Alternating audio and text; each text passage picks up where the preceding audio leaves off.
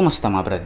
Isa nga po sa masabi nating OG na motor ni Honda, wala iba kundi ang kanilang Honda Wave. Simula nga po noon mapahanggang ngayon, buhay na buhay pa rin ito. At tinatangkilik pa rin ito ng mga tao. Kahit kasi nasa mababang displacement lang siya, napaka-reliable po niya. Halos lahat nga po kaya niyang gawin. Pero kung may bansa nga po na sobrang sikat itong Honda Wave na ito, wala na iba kundi ang bansang Thailand. Yes po, dyan naman po kasi talaga siya nanggaling. Kahit nga po ito ay Japanese brand pero doon po siya ginawa sa Thailand. At doon nga po sa bansa nila kapag sinabi mong Honda Wave, napaka-special po niyan doon. Yan nga po yung isang motor na doon sa kanila talagang hindi naluluma. Yung Honda Wave sa kanila hindi lang pampamilya, pang sports pa. Bukod kasi sa ginagamit nila ito sa panghanap buhay, ginagamit din nila ito pang karera. Yes po, talagang pinipili nila yung Honda Wave sa kategori nga po ng mga underbone. Ayon kasi sa kanila, napakatibay daw po nitong motor na ito. Kaya madalas ito talaga yung ginagamit nila. Pero syempre yung makina, kinakargahan talaga nila, loaded. At talagang na-master na nga po nila yung gawain na yan. Actually marami pa nga pong taga-ibang bansa na pumupunta mismo ng Thailand para magpagawa. Yes po, ganun nga po kalaki yung tiwala nila sa mga Thai mechanics. Hindi lang po sila basta magaling, talagang dedicated sila sa mga ginagawa nila. Hindi katulad sa mga mekaniko dito sa atin.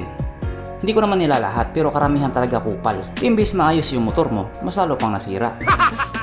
Pero alam nyo ba, na doon nga din po mismo sa Thailand, naglabas po sila ng Honda Wave na automatic. Yes po, automatic. At ito nga po ang kanilang Honda Wave 110i 80 or automatic transmission. Bukod kasi sa medyo pumangit yung itsura niya, hindi joke lang.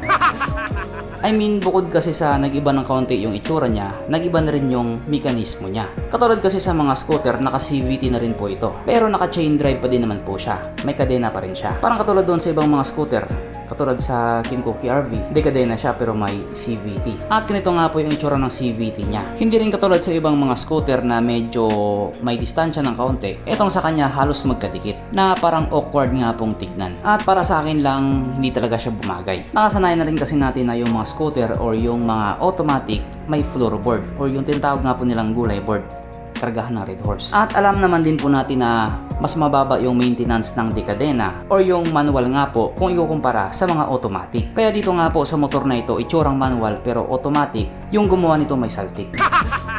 Ang ganda-ganda ng reputasyon ng Honda Wave, tinarantado pa. Buti na lang talaga hindi ito dinala sa Pilipinas. Kasi panigurado lalaitin lang to ng mga tao. Yung tipong kahit yung taong wala nang makain, lalaitin pa rin itong motor na ito. Ganon nga po katindi. Kaya maganda na rin talaga na hindi nila ito dinala sa Pilipinas. Pero kung may Honda Wave nga po na gustong-gusto ng mga tao na makarating dito sa atin, wala iba kundi ang Honda Wave 125i. Yes po, ito nga po yung motor na gustong-gusto ng mga tao. Bukod kasi sa napakagwapo nitong motor na ito, napakatipid din po niya sa gasolina. Kaya sana lang talaga maisipan naman ni Honda Philippines na ilabas yan dito. Kasi panigurado, tatangkilikin talaga yan. Pero kahit nga po ganun, wala pa rin tayong bounce. Okay, bye.